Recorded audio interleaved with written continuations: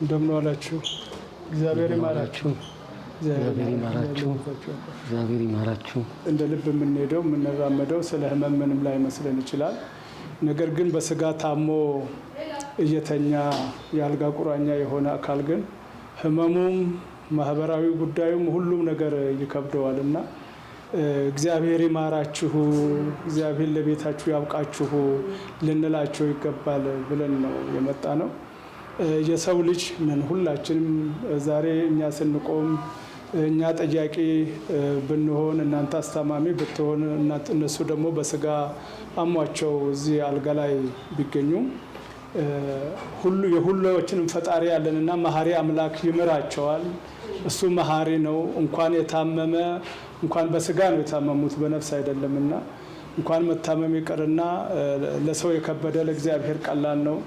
እግዚአብሔር መሐሪ ነውና ይምራችኋል። አንደኛ በዚህ በአልጋ ላይ ሆነን በስጋችን ስንታመም በስጋችን ስንደግ ለኛ የከበደን ለሱ እጅግ በጣም ቀላል ነው። እንኳን በስጋ መታመም አይደለም ወደ ራሱ የጠራቸውንም እሱ በተአምራቱ ወደ ቀደመ ሰውነቱ የሚመልስ ጌታ ነው ያለን፣ ፈጣሪ ነው ያለንና እኛም ስለናንተ እንጸልያለን። እናንተም በህሊናችሁ በሐሳባችሁ ከፈጣሪያችሁ ጋራ በመገናኘት ጸሎት ልታደርጉ ይገባል። ለእናንተ የከበደው እሱ ሁሉ ማድረግ ይችላልና ሁሉን ነገር ያስተካክልላችሁ። እግዚአብሔር ከእናንተ ጋራ ይሁን። እግዚአብሔር ሐሳባችሁ ምኞታችሁን ሁሉ ያሳካላችሁ፣ ለቤታችሁ ያብቃችሁ ነው የምንለው ያለ አላህ ሐኪሙም አላህ እውቀቱም አላህ ይስጣችሁ። ከአላህ በታች ሐኪም አለ። አልሐምዱሊላህ አገርም ስላለን ነው እዚህ ጋር ልንታከም ይቻል። እዚህ ጋር የዘር ምናምን የለውም። ይሄ ቦታ ሁሉ ማንህ ምናምን ታሞ መጣ ሁሉም ነገር ሐኪሙም እየተረባረበ እያከማችሁ ነው። ወላጆቹም ቤተሰቡም እዚህ ጋር መጥቶ አንዱ ለአንዱ ያለውን ነገር እየሰጠ ከዚህ ከጎደለው የሕክምና ቦታዎችን ለምሳሌ አንዱ ክኒን ካጣ ሌላው እስከሚገዛ ድረስ እየተሰጣጠ የሚኖርበት ቦታ ነው።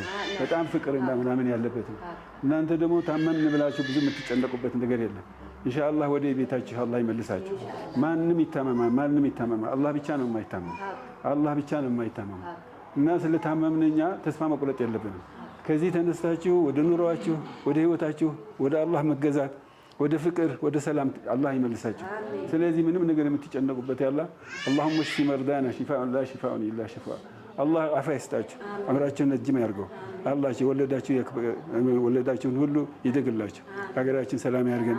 ተጋገዙ። መተጋገዝ መሆኑ ነው። እኛ አይተን ተስፋ ለመስጠት ነው የመጣን። ተስፋ እንደዚህ ሁላችን እንድንፋቀር ነገ አሁን እዚህ ጋር ወንድማሞች እህታሞች ሆናችኋል። ነገን ከዚህ ትወጥም ደግሞ አሁን ማን ነው ስሙ ቴሌፎን ምናምን ቦታ ተቀያይራችሁ እንድትጠያየቁ ነው። እኛም አሁን አይተናችኋል። ልንራሳቸው አንችልም። ዱዓ እናደርጋለን። ይህንን ያዘጋጁ ሰዎችም ደግሞ እኛ ወደዚህ ሄዳችሁ ዱዓ አድርጉላቸው ያለው ደግሞ ምስጋና ይገባቸዋልና አብሽሩ። አላህ አፊያ ያርግላችሁ። እግዚአብሔር ይማራችሁ። ፈጣሪ ከእናንተ ጋር ይሁን። እግዚአብሔር ይማረ ወንድማችን። እግዚአብሔር ይማረ ወንድማችን። እግዚአብሔር ይማረ። መጽሐፍ ቅዱስ የእግዚአብሔር ቃል ሲናገር በተለይ ዘፍጥረት ላይ አብርሃም በፈራ ጊዜ አብርሃም ሆይ እኔ ላንተ ጋሻ ነኝ፣ ስለዚህ ምን አትበል አትፍራ። መፍራት የለባችሁ። እንግዲህ አብርሃምን የሚያስጨንቀው ምናልባት ስለ ልጅ ወይ ስለ ርስት ስለ ምናምን ይሆናል። ዛሬ እናንተን የሚያስጨንቃችሁ ስለ ህመም ነው። ስለዚህ አንድ ነገር ነው የምላችሁ፣ አትፍሩ። ምክንያቱም ከፍርሃት በላይ የሆነ እግዚአብሔር ከእናንተ ጋር አለ። እዚህ ዛሬ በህመማችሁ ሆናችሁ ልታስቡት የሚገባ ነገር የእግዚአብሔርን መሐሪነት፣ የእግዚአብሔርን አዳኝነት፣ የእግዚአብሔርን ፈዋሽነት፣ እግዚአብሔር ከዚህም ወደ ተሻለ ነገር መውሰድ የሚችል እንደሆነ እያሰበን ልክ አብርሃም እግዚአብሔር ጋሻው እንደሆነ ዛሬ ለእናንተ ህመም ለእናንተ ችግር እግዚአብሔር ጋሻ እንደሆነ ከህመማችሁ እንደሚፈውሳችሁ እያሰባችሁ እሱን ማሰብ አለባችሁና መፍራት የለባችሁ። እግዚአብሔር ምሕረቱን ያብዛላችሁ። እግዚአብሔር ይባርካችሁ፣ ፊቱን ይመልስላችሁ። እግዚአብሔር ሰላሙን ይስጣችሁ። ሁልጊዜ ከእናንተ ጋር ቤተሰቦቻችሁ ያብቃችሁ። ቅዱስ የሆነ ሐሳባችሁን ይመልስላችሁ። ቅዱሳን ከእናንተ ጋር ይሁኑ። ብቻችሁን አይደላችሁም። እግዚአብሔር ከእናንተ ጋር ነው። ከሐኪም ጋር ከመድኃኒት ጋር ከጥበበኛው ጋር አገናኝቶ ፈዋሽ አምላክ ማህሪ አምላክ ሁላችሁንም ይማራችሁ። እግዚአብሔር ከናንተ ጋር ይሁን፣ ለቤታችሁ ያብቃችሁ። በደስታ ገልጸዋለሁ። ሐምድ ይድረሰው ለአላሃችን። ሁለቱም ሃይማኖቶች መጥተው ደስታችንን ያለንን ቅሬታችንን ያለንን ደስታችን ስለተካፈሉ በጣም ደስ ብሎናል። አሁንም ደስተኛ ነን።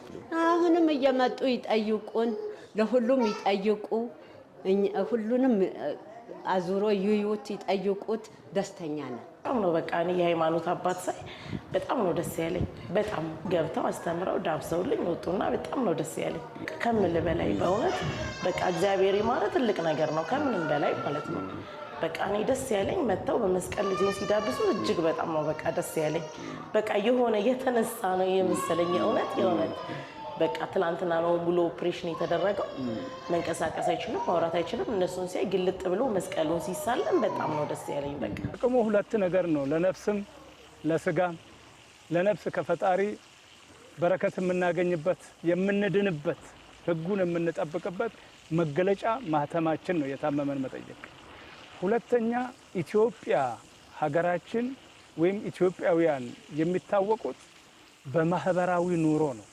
ማህበራዊ ኑሮ ስንል በደስታ ሰዓት አብሮ መደሰት ብቻ አይደለም፣ በጉልበት በአቅም መረዳዳት ብቻ አይደለም።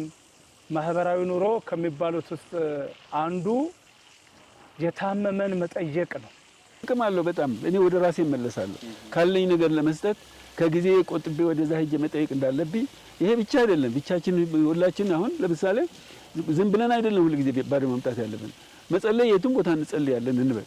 እዚህ ጋር ስንመጣ ጸሎቱን እናሰማለን። ጸሎት በምናሰማበት ሰዓት ዱዓ ስናደርግላቸው መንፈስ እርካታ ያገኛሉ፣ እኔም አገኛለሁ ለራሴ። ስለዚህ አጽናናለሁ፣ ወንድሜ አይዞህ ብለዋለሁ። ለሰዎች መጸለይ፣ ለታመሙ መጸለይ፣ ማየት፣ መጎብኘት በጣም አስፈላጊ ነው። እንግዲህ ቅድም እንዳየነው ሄደን መጎብኘት ይሄ ለዚህ ቀን ብቻ ሳይሆን በቃ ሁልጊዜ እንደ አንድ ጉዳይ አድርገን ልንይዘው ያስፈልጋል። ስለዚህ ያመንነውን ነገር ወደ ተግባር መቀየር፣ ማሳየት፣ በህይወታችን መታየት አለበት።